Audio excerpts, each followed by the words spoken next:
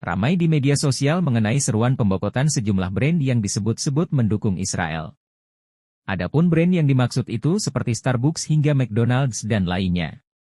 Seiring dengan seruan itu, hari ini harga saham sejumlah brand itu tetap menguat.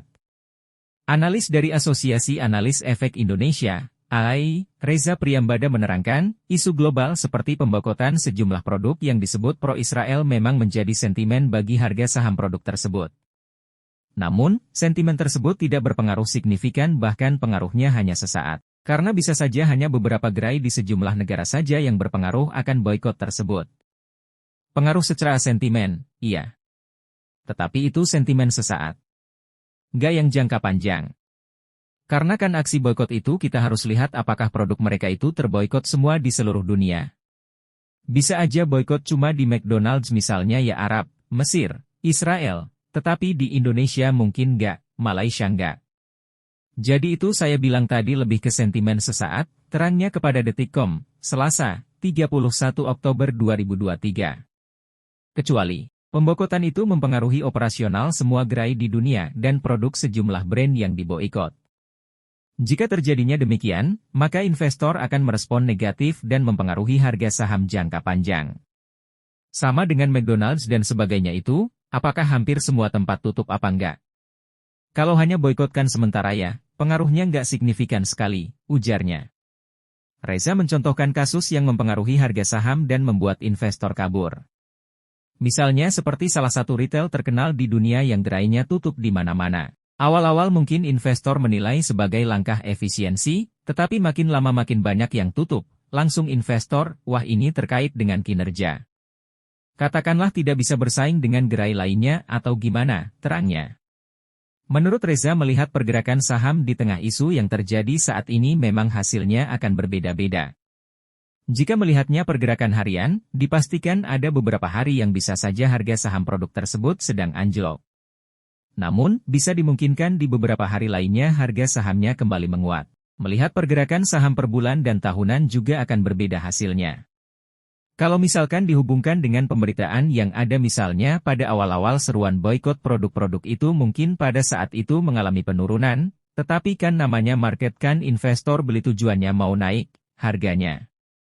Ketika beberapa saham lagi turun, ternyata begitu anjlok banyak investor yang beli, maka akan kembali naik, pungkasnya.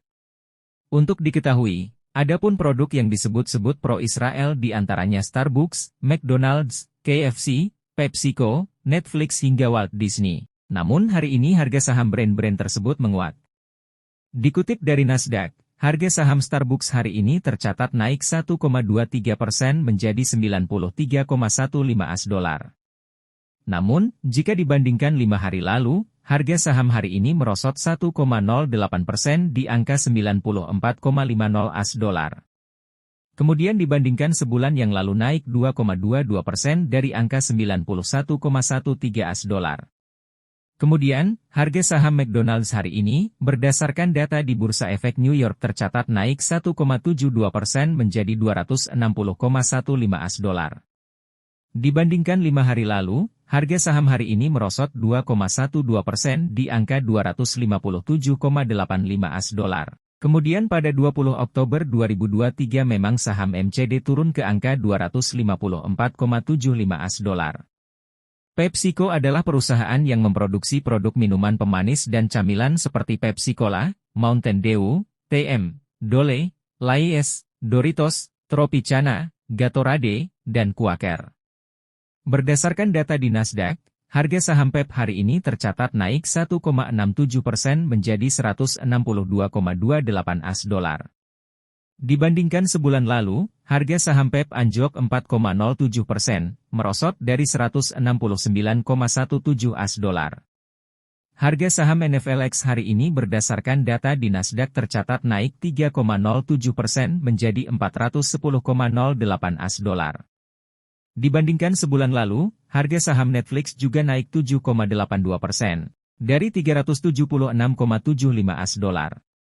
Terakhir, harga saham The Walt Disney Company, DYS, hari ini dikutip dari Bursa Efek New York, tercatat naik 1,70% menjadi 80,68 US$. Dibandingkan sebulan lalu, harga saham Disney anjlok 1,21% dari 81,67 AS dolar.